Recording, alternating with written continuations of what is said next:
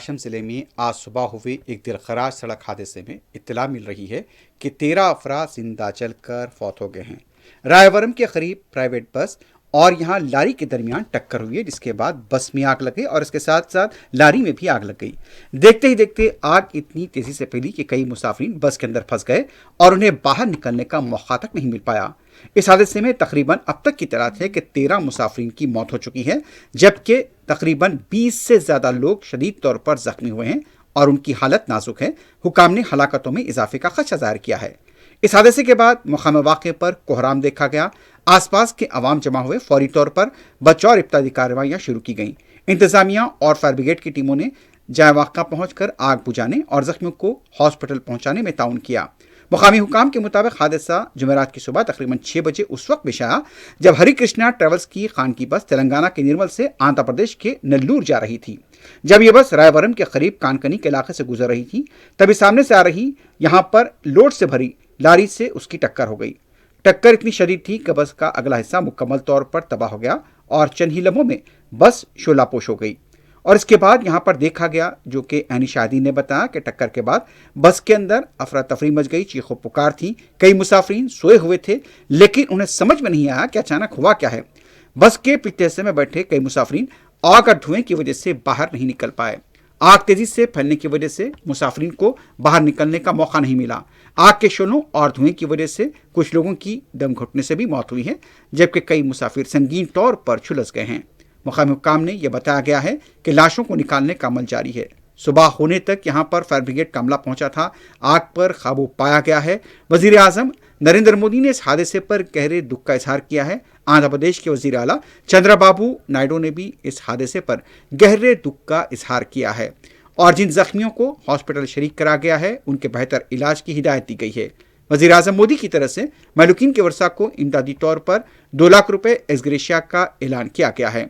इमदादी टीमें मुकाम वाक़े पर हैं और हुकूमत के नुमाइंदे भी मुकाम वाक़े पर जमा हो चुके हैं और अवाम की बड़ी तादाद भी वहां पर बचाव और राहतकारी के कामों में हिस्सा ले रही है।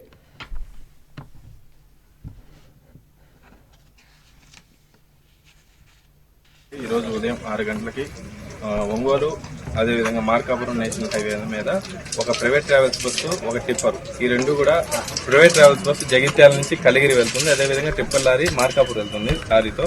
ఇది ఏదైతే ఉందో ఈ బస్సు, ఆ ప్రైవేట్ ట్రావెల్స్ బస్సు ఈ టిప్పర్ లారీ యొక్క ట్యాంకర్ ని డైరెక్ట్ గా హిట్ అవడంతో అక్కడి నుంచి మంటలు చెలరేగి ఉంటాయని మా యొక్క అభిప్రాయం. అదేవిధంగా ఈ బస్సు ఏదైతే ఉందో బస్సు వచ్చి డైరెక్ట్ గా ఆయిల్ ట్యాంకర్ ని ఢీకొట్టడం వల్ల ఫైర్ యాక్సిడెంట్ అనేది జరిగిందనేది ప్రాథమిక సమాచారం. దీని యొక్క వివరాల సంగతి తెలియాల్సింది. మాకు అగ్ని ప్రమాద సమాచారం తెలియగానే మేము స్పాట్ కు వచ్చి మంటలను పూర్తిగా అదుపు చేయడం జరిగింది. ఒక 20 మందిని కాపాడి అంబులెన్స్ లో హాస్పిటల్ పంపించడం జరిగింది. 13 డెడ్ బాడీస్ ని రికవరీ చేసి పోలీస్ డిపార్ట్మెంట్ వరకు హ్యాండ్ ఓవర్ చేసి వాళ్ళని కూడా హాస్పిటల్ పంపించడం జరిగింది. ఇదండి ప్రమాదానికి గురైన హరికృష్ణ ట్రావెల్స్ బస్సు. ఇది ఏదైతే ఉందో ఈ బస్సు మొత్తం కూడా దగ్ధం అవడం జరిగింది.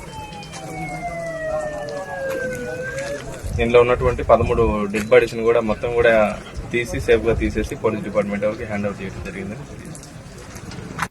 మార్నింగ్ అవర్స్లో ఈ రోడ్డు మీద ఒక టిప్పర్కి హిట్ అయ్యి యాక్సిడెంట్ కావడం జరిగింది. సో హిట్ అయిన తర్వాత కొలిషన్ వల్ల ఫైర్ రావటం, బస్సు కూడా ఫైర్లో క్యాచ్ అయ్యి లోపల ఉన్న ప్యాసింజర్స్ కూడా అరౌండ్ 13 మెంబర్స్ ఈరోజు చనిపోవడం జరిగింది.